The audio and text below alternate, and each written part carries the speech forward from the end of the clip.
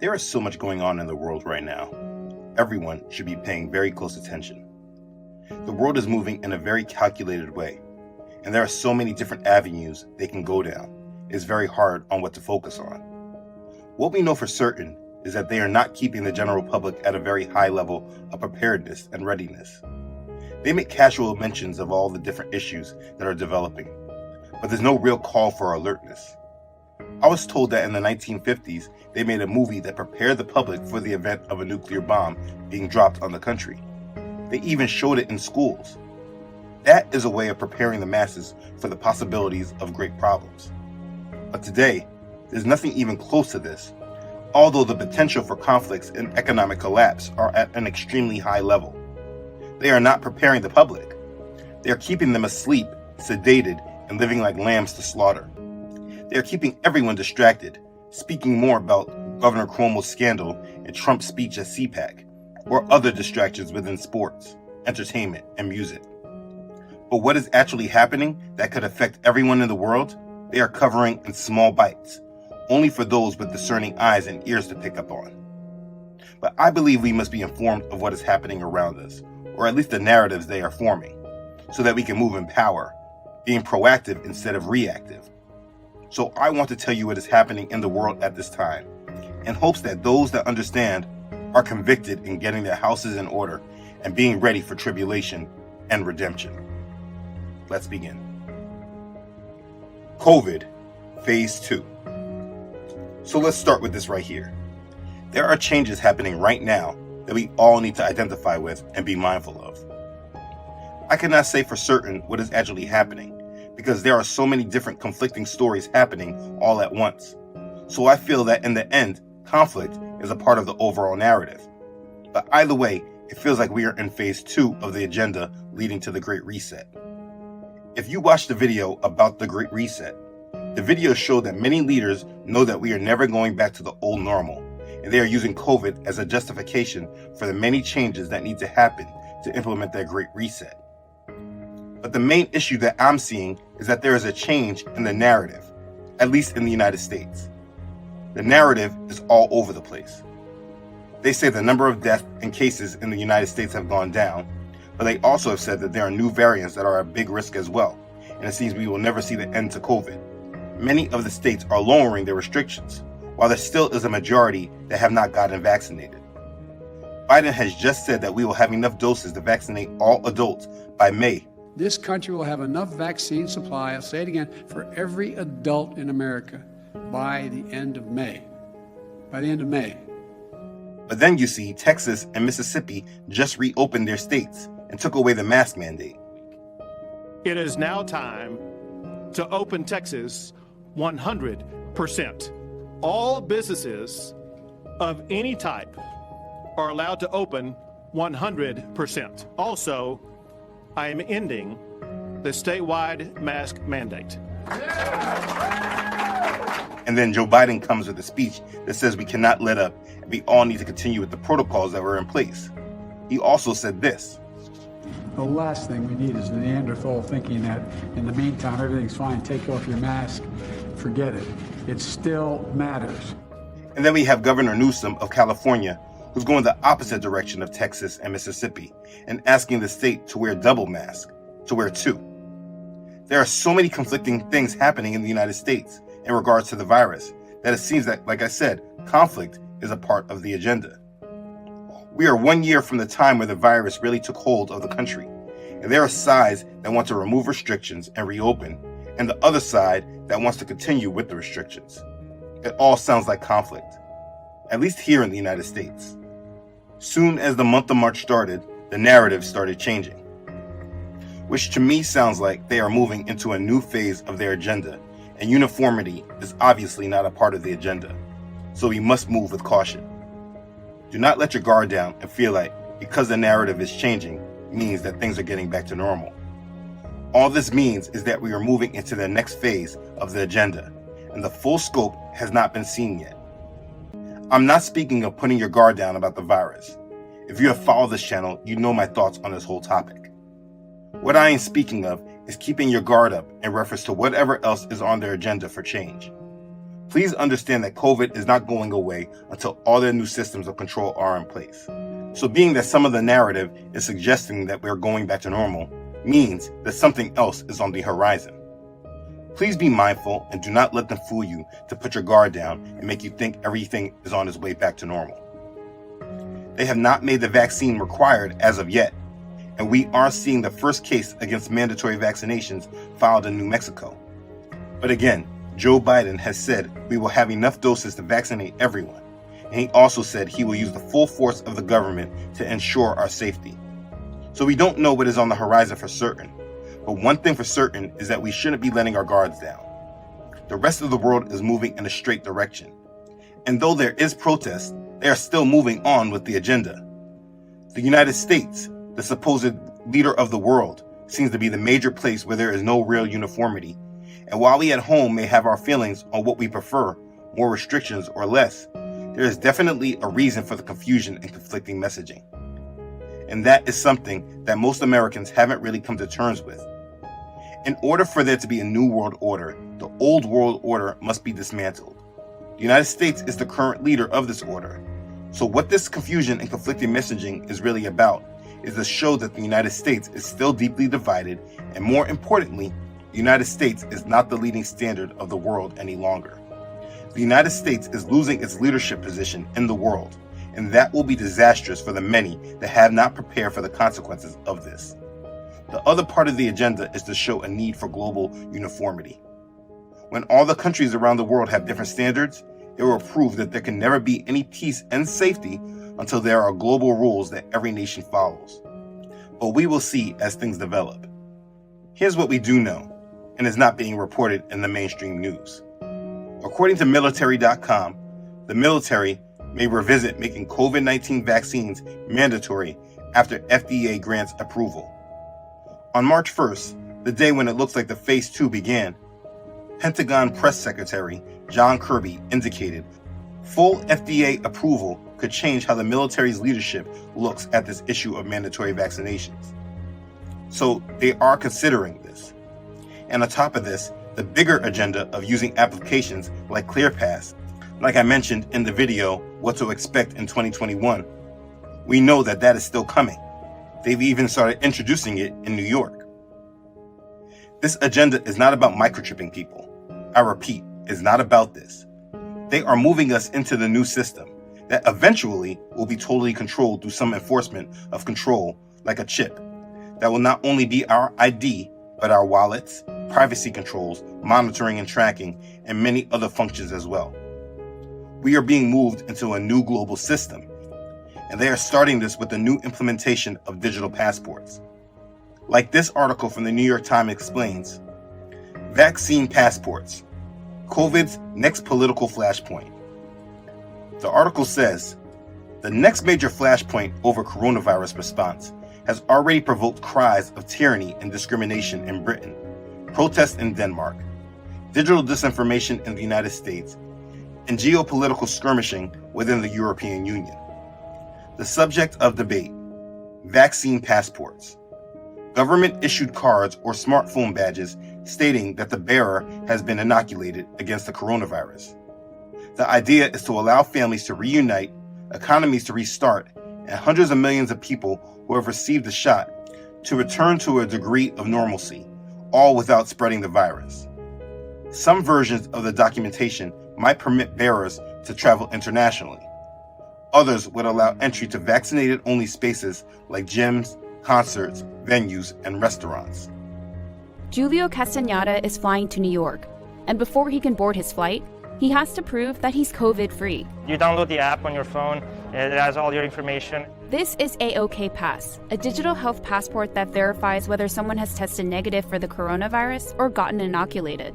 It's also known as a vaccine passport and meant to be easier to use and more reliable than paper immunization cards. Travel industry experts say this type of digital health certificate could be a game changer, not just for tourism, but live events and schools. So here's how digital health passports work. Travelers who weren't able to take a COVID-19 test before departure at this airport in Rome can get swabbed at a testing site set up by the airport. While waiting for the result, Passengers can download the AOK Pass app and input their personal information like their birthday and email address. Within 30 minutes, the result is available. If the traveler tests negative, the app creates a unique QR code that serves as proof. The doctor's scanning like the QR code that says that you're negative and you're good to go. At the airport in Rome, it has to be scanned at check-in and boarding. I think this is the only way really right now to travel like safely without like risking contracting COVID. Some, but not all airlines and governments require proof of a negative test before a passenger is allowed to board a flight or enter a country. While testing and vaccinations reduce the risk of spreading the virus, they don't eliminate it. In the setting of COVID-19, health information is beginning to be used in a transactional sense, much more than before. Chester Drum is a doctor at the National University Hospital in Singapore and co-founded AOK Pass. He expects that in order for people to return to pre-pandemic life, they'll have to show proof of their health status. Let me show you part of my medical record to get on an airplane. Let me show you that I've had a vaccination procedure in order to go to an event, for example. That's all very telling. And whatever they have planned in phase 2, it will undoubtedly lead to global acceptance of this digital passport. This is the new system. It is a system built on massive controls. We should never turn our back to it and hope that it will not come online when we know that this is a goal and agenda for their Great Reset. And it has already been implemented in Israel. Look at what has taken place there. Israelis must now scan in to get in to gyms, hotels, even concerts like this. It is all set in the telephone. It's very convenient.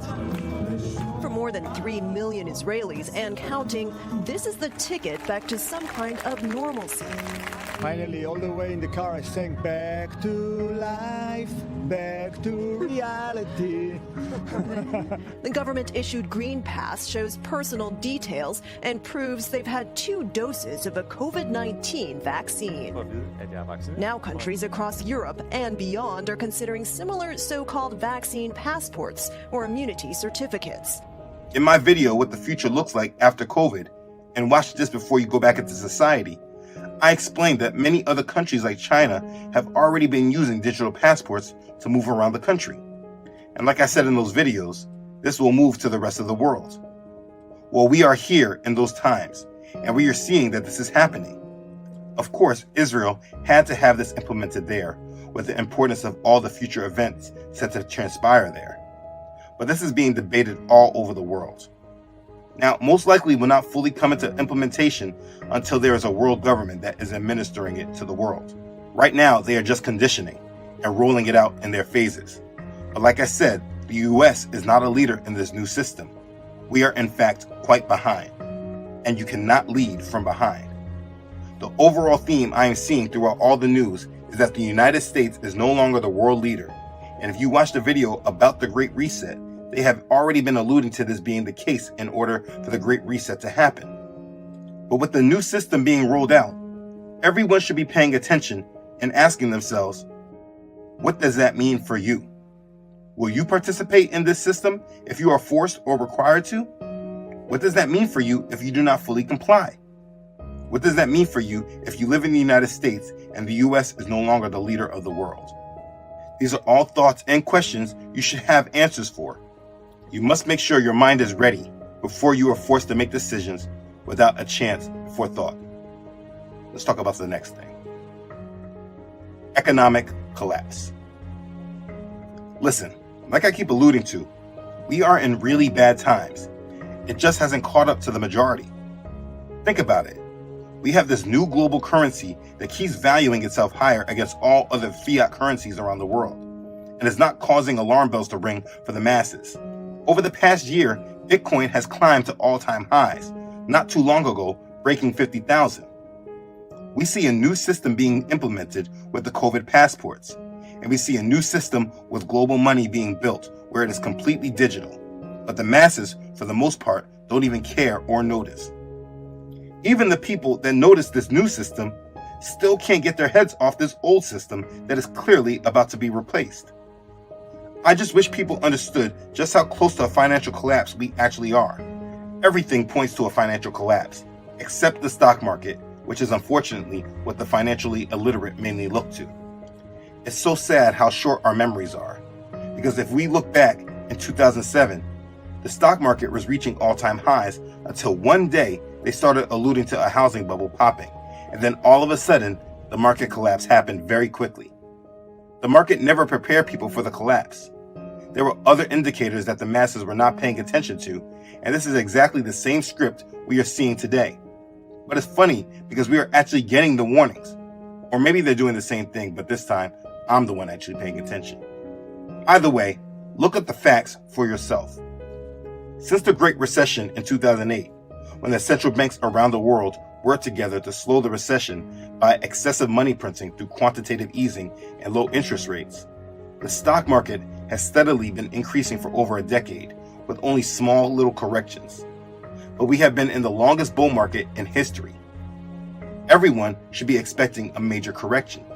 This is just how the market works, a healthy market at least. What we are in today is a complete fabrication of one. There are many different bubbles in our economic system. There is a debt bubble, a stock market bubble, a housing bubble, a currency asset price bubble, and there are no signs of it ever slowing, only popping. I can't even keep up with all the stimulus they are pumping. We are in our third stimulus bill.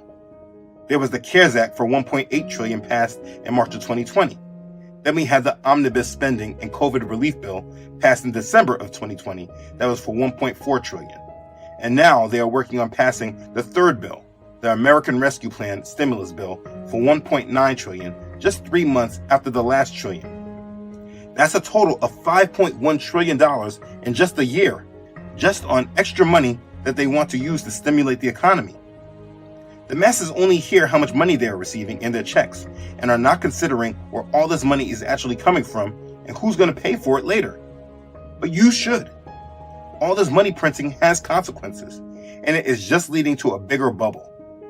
The United States dollar is the world reserve currency, but they are printing it like it has very little value. Inflation is already happening, but people aren't recognizing it. The Fed even admitted that there is inflation. Those low oil prices are rising. They are seeing $4 gas in California right now. Prices are slowly rising on items all across the country, but it's happening very quietly. Stores are raising the prices incrementally. Businesses are raising the rates for service. Food is costing more. People just don't recognize how much change is upon them. Like I was just speaking about in regards to Bitcoin and cryptocurrencies. You think it's the value of Bitcoin rising? No, that's just how they want you to think. It's actually the opposite. It's the value of our fiat currency falling against Bitcoin.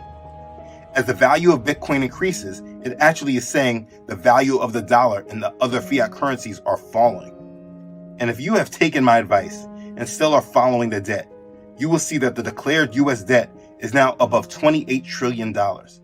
It's still counting, obviously, with them trying to pass these new stimulus bills. There is also massive movement in our bond market, which is signaling a major market correction. Like this article from Bloomberg explains, Treasury yields surge past 1.6%, sounding alarm for risk assets. What that means is that people are selling our treasuries, which is driving up the yields.